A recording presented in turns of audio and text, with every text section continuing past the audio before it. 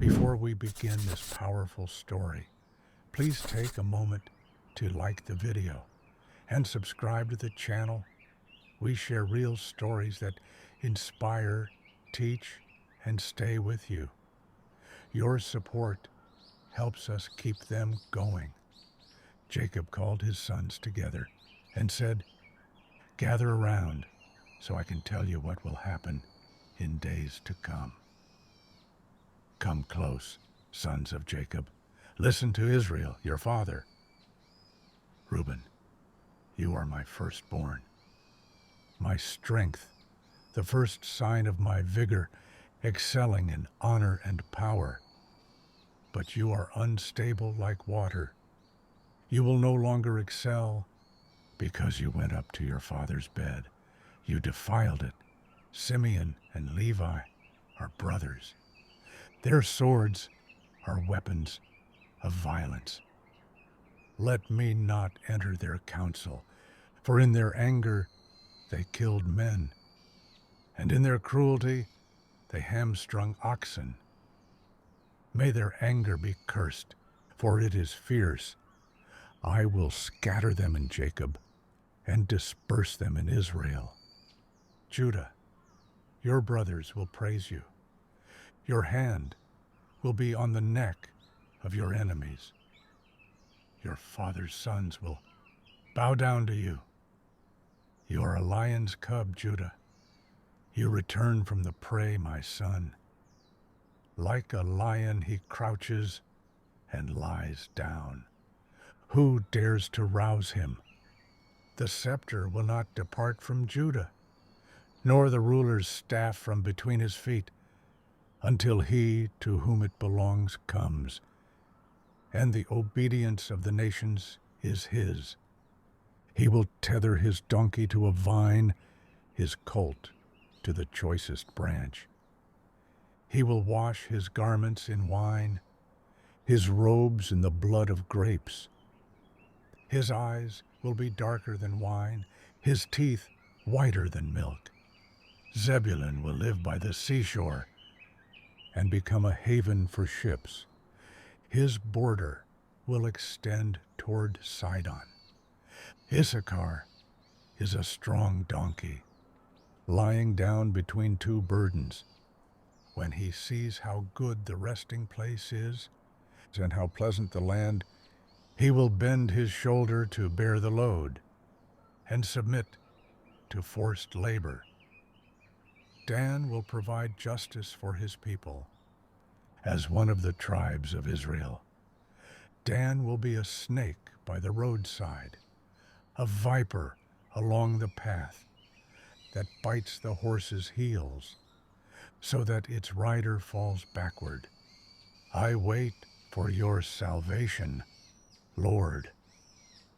Gad will be attacked by raiders, but he will attack them at their heels. Asher's food will be rich. He will provide delicacies fit for a king. Naphtali is a doe set free that bears beautiful fawns. Joseph is a fruitful vine near a spring, whose branches climb over a wall. With bitterness, archers attacked him.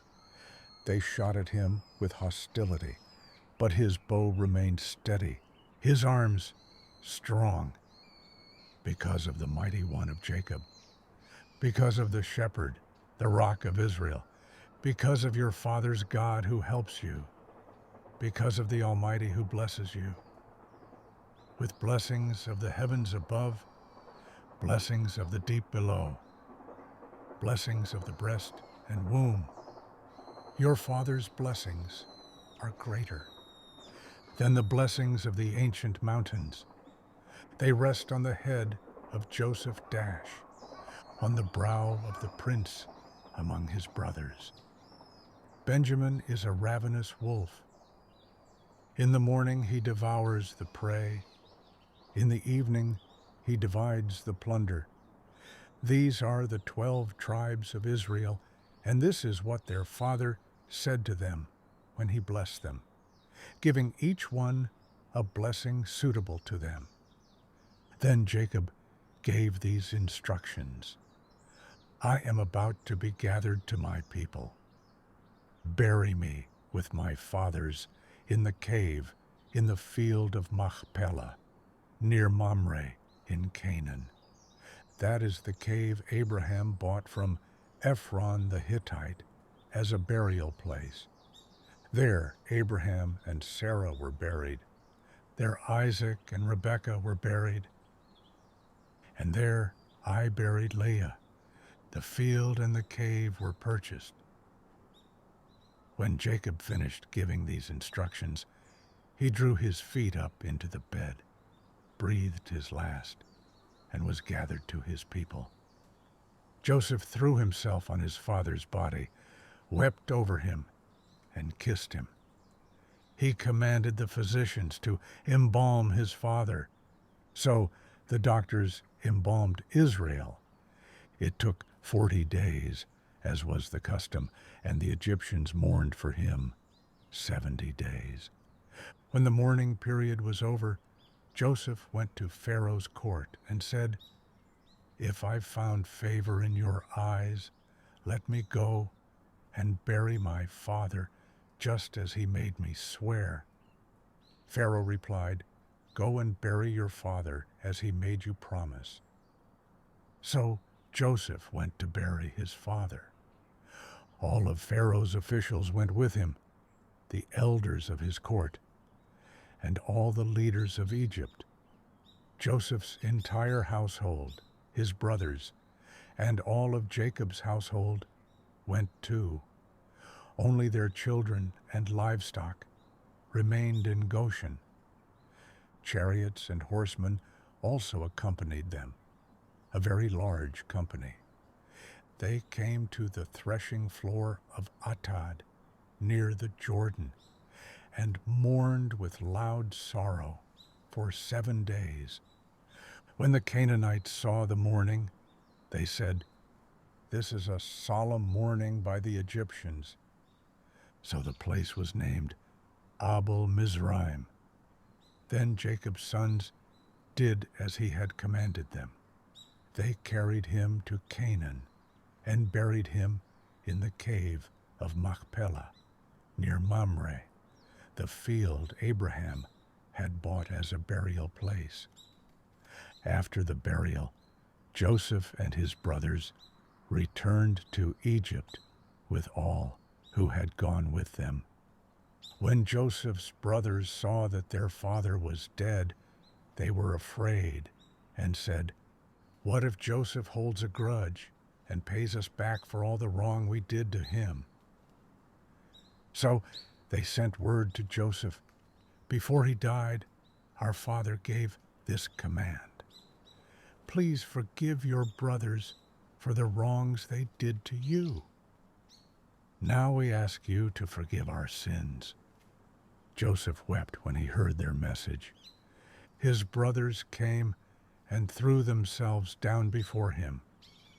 We are your servants, they said. But Joseph said, Don't be afraid. Am I in the place of God? You intended to harm me, but God intended it for good, to accomplish what is now being done, the saving of many lives. So don't be afraid. I will provide for you and your children. He reassured them and spoke kindly to them. Joseph remained in Egypt with his father's family. He lived 110 years. He saw the third generation of Ephraim's children, and also the children of Machir, son of Manasseh.